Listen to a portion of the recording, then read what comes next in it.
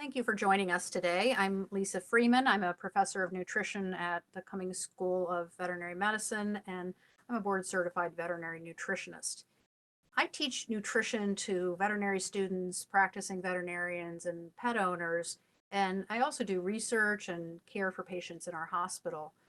And I think one of my biggest challenges that I see in all of these areas is a tremendous amount of confusion about how to pick the best food for a pet. So that's what I want to talk about today and give some tips on how to do this more objectively so that you're picking what is really the best food for your pet.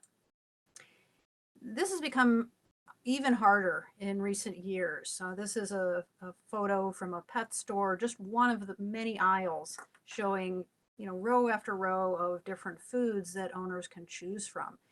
And there are all sorts of, vegan and homemade and paleo, grain-free, all sorts of different diets that are available, and it becomes just overwhelming with the amount of choice and really the confusion that pet owners are having. When we have done multiple studies looking at this, this was one from 2013 when we asked owners a number of different questions about how they choose their pet's food, and we gave these different choices. And in study after study, we've found very similar results. And that's that the vast majority of owners select their pet's food based on the ingredient list. Unfortunately, that's one of the worst ways to make that decision and can really end up getting pets and their owners in a lot of trouble because this is not a very objective way to base that decision. So what I want to do over this next 15 minutes or so is give some information and tips on how you can make more objective decisions. People are passionate about their pets and their pets' nutrition. This is a graph from a study that we published earlier this year. I worked with a nutritional economist, and we asked a number of pet owners, over 1,000 pet owners, how they make decisions about buying their own food and about buying their pets' food. I thought this was one of the most interesting questions we asked. We first asked the respondents, how important is buying healthy food for yourself? And this is the responses that they gave. And you can see that buying healthy food was really important to people, either important or extremely important. We then asked a similar question that said, how important is buying healthy food for your pet? And look at the response here. People are even more passionate about buying healthy food for their pets. In this case, it was dogs, but we had similar results for cats. And so it's a very motivated group of people, pet owners like myself, who want to make the best decision and purchase the best food for their pets. The challenge, though, is that there are a tremendous number of myths and lots of misinformation about pet food. I've listed the top 10 myths that I hear about pet food, but there are many, many others. I group these into myths about pet food companies and the pet food industry, and also into another group that is really about the ingredients in pet food. These are all very, very popular myths, and unfortunately, really are not true and often result in pet owners making the wrong decisions about their pet's food. So we won't talk about all of these today. I'll hit on a few of the more common ones, but what I'd like to do is give you some resources that will allow you to make more objective decisions. These many myths really are very similar in pet nutrition and human nutrition. And so a lot of the same fads we see in human nutrition, Atkins diets, non-GMO, grain-free diets, ketogenic, all of these things have translated very quickly into pet foods. And we see these same fads occurring in pet nutrition. Now, some of these fads are fairly innocuous. So having kale in pet foods, or having pumpkin spice flavored dog biscuits is not really harmful. It may not be a very important thing to have, but it's not very harmful. But some of the fads that we see in pet nutrition are actually harmful. So some of the negative consequences of these many nutrition myths have negatively impacted our pets. We see the obesity rates for pets over 60%. So over 60% of dogs and cats in the US are overweight. And that rate mirrors exactly the rates that we see in people. So we have a lot of overweight pets in our homes. It also can result in health issues for our pets. This can result in nutritional deficiencies. For example, this is a vegan cat food, and it claims to be nutritionally complete and balanced, but you absolutely cannot safely feed a cat a vegan diet. It's just not to their benefit. And so this is just one extreme, but there are a number of fads that can result in nutritional deficiencies. We also have a current problem that I'll talk about just a bit in a moment, and that's a heart disease that seems to be related to a particular feeding style based on a nutrition myth. So we actually can have some important negative consequences on the pets. It also can adversely affect the owners. I talk to a lot of owners who are having a tremendous amount of stress over making this decision and over trying to juggle all the many nutrition myths that are out there. It even can negatively impact the owner's health, for example, with raw meat diets, which put owners at risk for bacterial contamination. So these myths are very important because they can contribute to making decisions that aren't necessarily in our pet's best interest. So we have a real information gap in pet nutrition. We have very passionate pet owners who want to do the best for their pets. But on the flip side, we have so many nutrition myths that are really making it difficult to make good decisions. So my goal here for the next 10 minutes or so is to try and be a pet food myth buster and give you some factual ways that you can make better decisions. To do that, I need to give you just a little bit of background on regulation of pet food. So the pet food industry is actually regulated at a number of different levels, from the federal government all the way down. So the Food and Drug Administration, through the Federal Food, Drug, and Cosmetic Act, it has regulation over pet food just as it does over our own foods. So pet food, like human food, has to be safe and properly labeled. For pet foods, it's under the Center for Veterinary Medicine within the FDA. The United States Department of Agriculture has a role in regulation of pet food through labeling and identification of ingredients, and even the Federal Trade Commission has a role to prevent misleading advertising. The FDA is responsible for the recalls, and so this is from the FDA website. This is probably a very useful thing to sign up for their e-list so that you can hear about any pet food alerts that come about. Pet food recalls can be of three types. They can be conducted on the firm's own initiative, so the manufacturer can identify a problem and recall their own food. The FDA can request the manufacturer to recall a food, or the FDA can actually order a manufacturer to recall their food. And our most common recalls that we see are problems with nutrient levels, either excessive levels or deficiencies, or just as often bacterial contamination, particularly with raw meat diets. So this can give you a list and find out if any of the foods that you're eating or are considering have been recalled. Now, another important organization involved with pet food is the Association of American Feed Control Officials, or AAFCO. This is a group of government officials that are involved in regulating all aspects of animal feeds, not just pet foods, but other animal feeds as well. For pet food regulations, they promote, they do two things. They promote uniform regulations, and each of the 50 states has its own regulations, but they are based on this AAFCO model bill. So that sets the standards for those state feed laws. The other thing that AAFCO does that's very important is they establish the dog and cat nutrient profiles. So a list of the minimum and maximum levels of different nutrients that pet foods have to meet. So this is an example of just some of the nutrients that are required. There are about 40 that are required for dogs and cats. And AAFCO sets up minimums for different life stages, so growth and reproduction, and for adult maintenance. And for some of the nutrients, there are also maximums that have to be followed. So these are the two very important roles of AAFCO. What's really important to be aware of is that AAFCO does not certify foods or regulate foods. So AAFCO doesn't go out and check that foods actually meet their minimums or meet their maximums.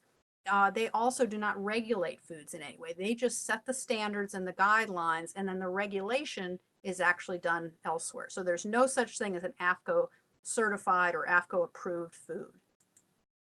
The regulation of pet food is actually at the federal level and the state level. So at the federal level, through these organizations that I previously mentioned, and then at the individual state levels, usually through the state departments of agriculture.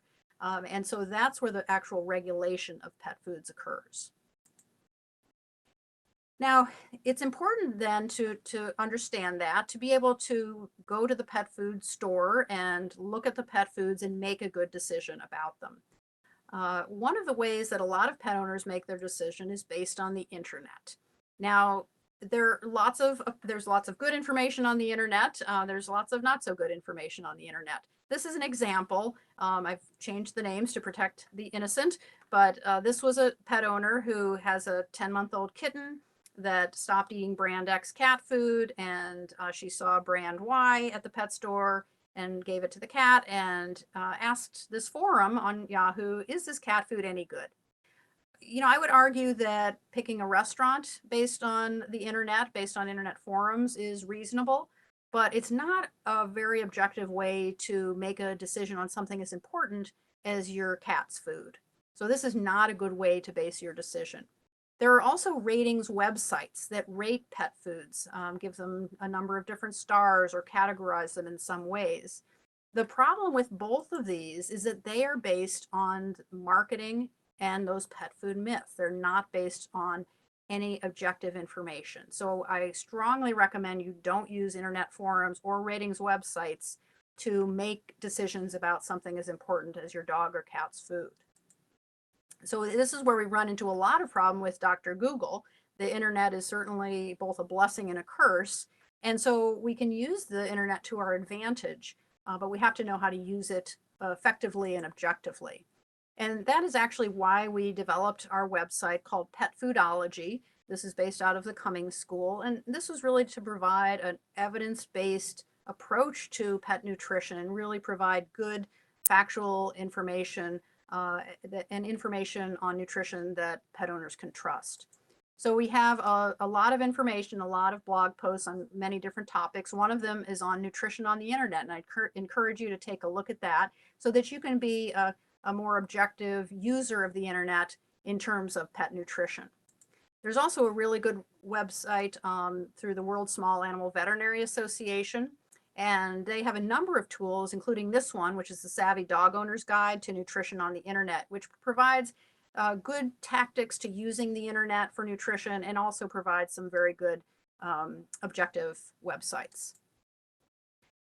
So then to base our decision for the best food for our pet, we have to know just a little bit more information to make that objective decision.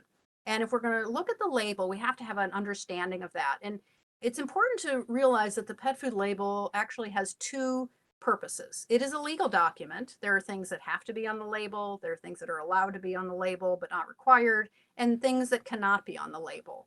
But the pet food label is also a form of advertisement. That label has to appeal to us as pet owners. So as much as my dogs would like to go to the store and buy their own food, they rely on me to go purchase their food for them. So the label has to appeal to us as pet owners. And so a lot of what the label is doing is presenting marketing information. And unfortunately, what most pet owners do is they base their decision on the advertisement part of the label rather than the factual part of the label. So my goal is to get you to flip that around and rely more on that factual information. So the parts of the label are the principal display panel. That's the front of the label. They identify the product. They have to say whether it's a dog food or cat food. So here it says dog food.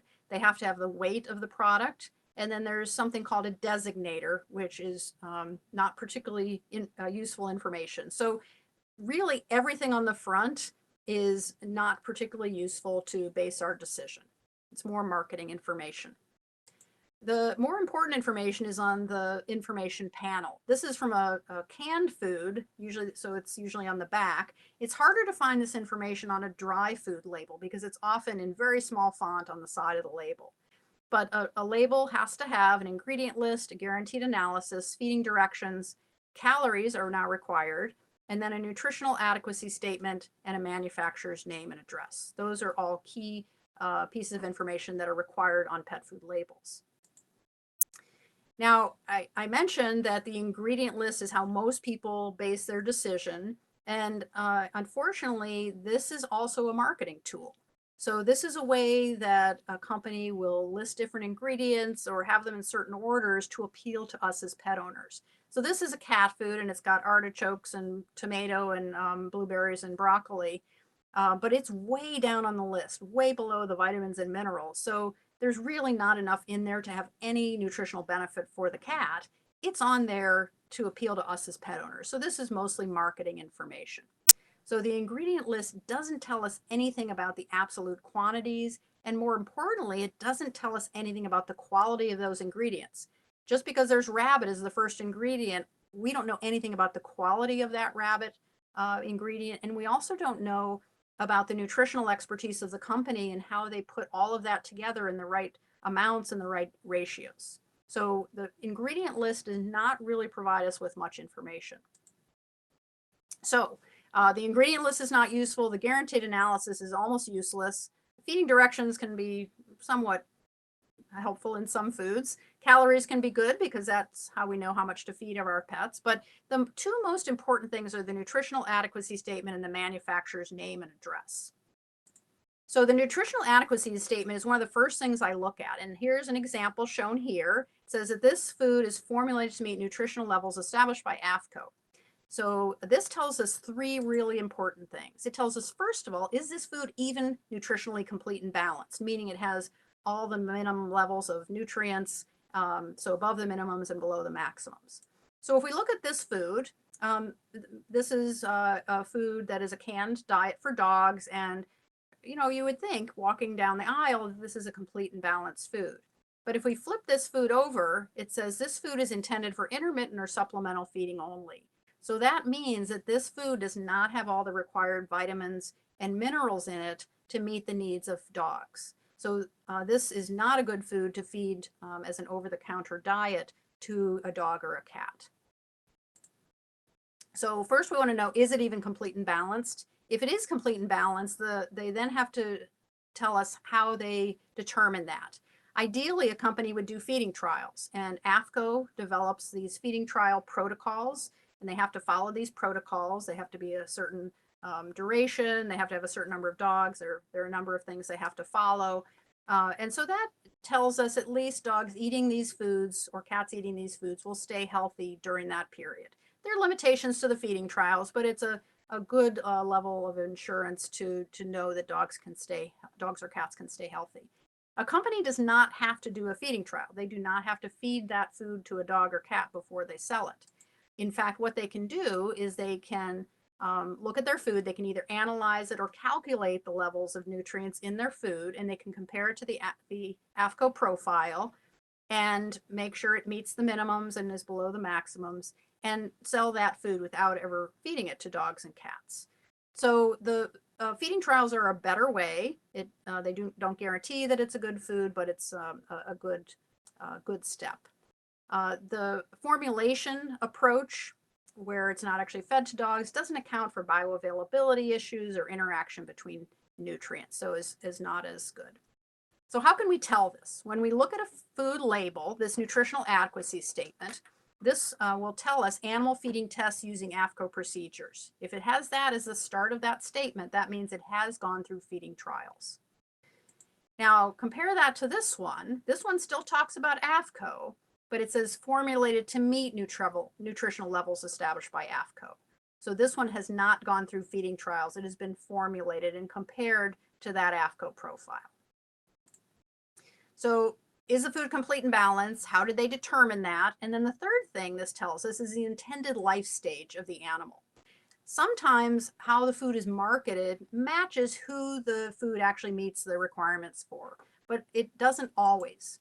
So this is an example of a food. It is formulated to meet nutritional levels, so it has not gone through feeding trials, and it says for all life stages. So that means it meets the minimum nutrient levels for puppies, and it meets the minimum nutrient levels for adults. Now, the levels for puppies are going to be higher than for adults, and similarly for kittens are higher than for adult cats. And that's probably fine for most healthy adult cats, that they're getting higher levels than they need, but it may not be optimal for all animals. So an all life stage diet, it's just something to think about and talk to your veterinarian about whether that's appropriate for your individual dog or cat. So that nutritional adequacy statement is very important. It tells you a lot of information. It is really important to look at. The other critical piece of information that we can tell about that food is the manufacturer.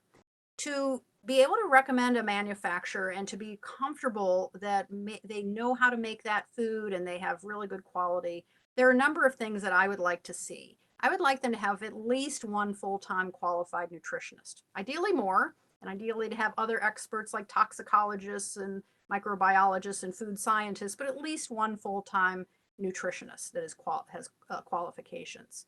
I would like that company to conduct research and publish that research in peer-reviewed journals. That helps to continue to enhance their own foods, and it also expands our collective knowledge about pet nutrition. I would ideally like manufacturers to own their own manufacturing plants. That gives them more control over their foods. And then finally, I'd like them to have extremely rigorous quality control standards. That's a really, really important thing. And that's not just putting a seal that says your food is really has good quality. It's actually having a lot of procedures in place that ensure quality control of that food. So this is a list of just some of the things that are really important.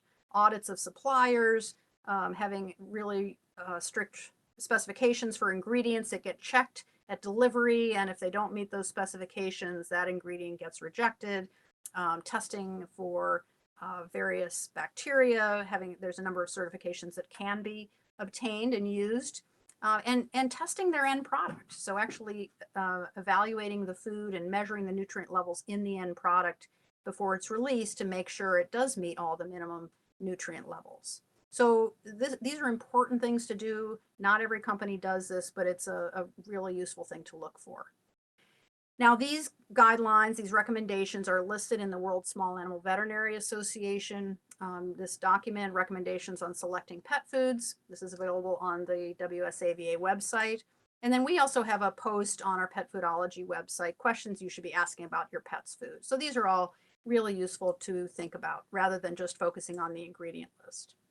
Now, people always ask me, how do I find out all that information about a company? It used to be that you had to call each company and individually ask all of those questions. One of the things that the Pet Nutrition Alliance did, and this is an organization I'm involved in, we actually contacted all of those companies and asked them some of those questions.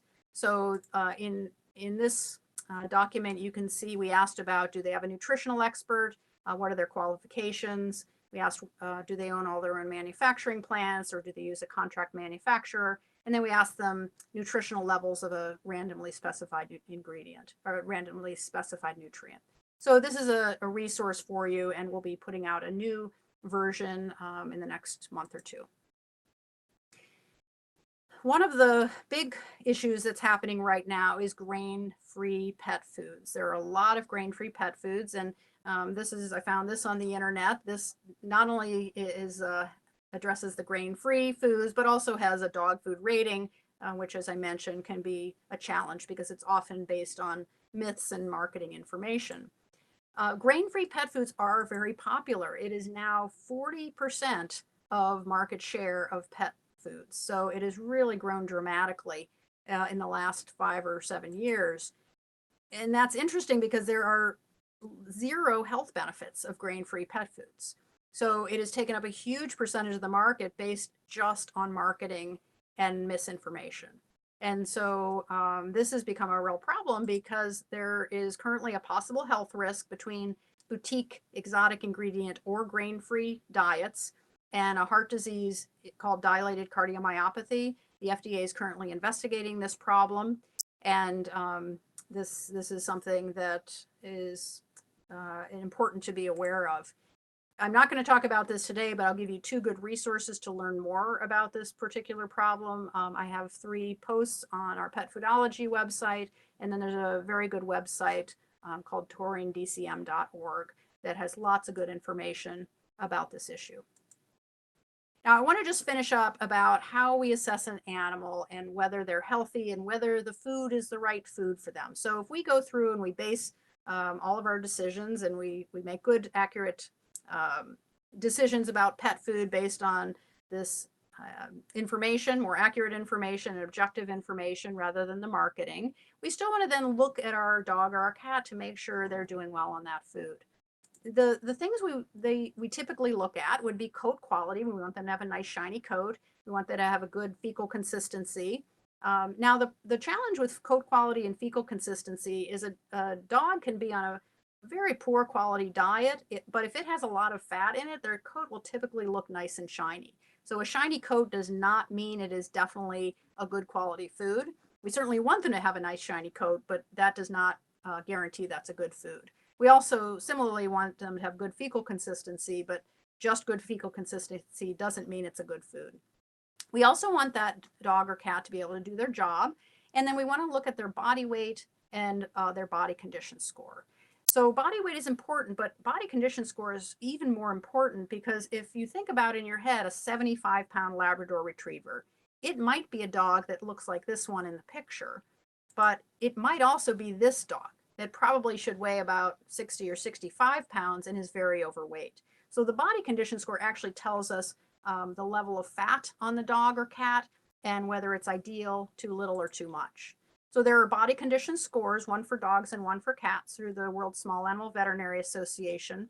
And in this scale, a 1 is very, very thin, a 9 is very obese, and between 4 and 5 is considered ideal. So this is something you can check on your own dog or cat and find out what your pet's body condition is. And if it's over a 5, then you would want to decrease your pet's body weight.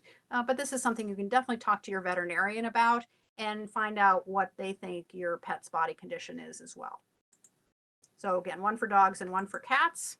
Body condition, we feel lightly over the sides. We want to be able to easily feel their ribs, and we should be able to look at them from the top and see a waist behind their ribs. So the important thing here is feeling very, very lightly. And we do have a body condition score and muscle condition score video on our Pet Foodology website if you want to learn more about how to do that. The reason I emphasize this is that maintaining a trim body condition throughout life has a tremendous number of benefits for our pets. It reduces risks of orthopedic diseases like arthritis and hip dysplasia. It reduces the risk of diabetes and slip discs and other back problems, can improve their breathing and immune function, and it actually can help our dogs and cats live longer. There's studies that show almost a 2-year longer lifespan for dogs that are kept trim versus ones that are even just a bit overweight. So really important to keep your dog or cat nice and trim. So I'll stop there, and I just want to leave you with some trusted resources. Again, the Pet Foodology website is, I think, a very useful one for you, and I encourage you to look at that. The World Small Animal Veterinary Association Nutrition Toolkit has a lot of the resources that I've mentioned. I talked about the Taurine DCM website if you want to learn more about the diet-associated heart disease. And then if you have questions about nutrition or want a nutrition consult, particularly for animals that have medical conditions and need modified diets, I'd encourage you to talk to a board-certified veterinary nutritionist. Many of them can schedule appointments by telephone or video conference if you don't have one in your area. So these are all listed on the American College of Veterinary Nutrition website. So I'd encourage you to take a look there. So I'll end there, and thank you for joining us today. And I hope this has been helpful to so that you can make more objective decisions about your pet's diet. Thank you.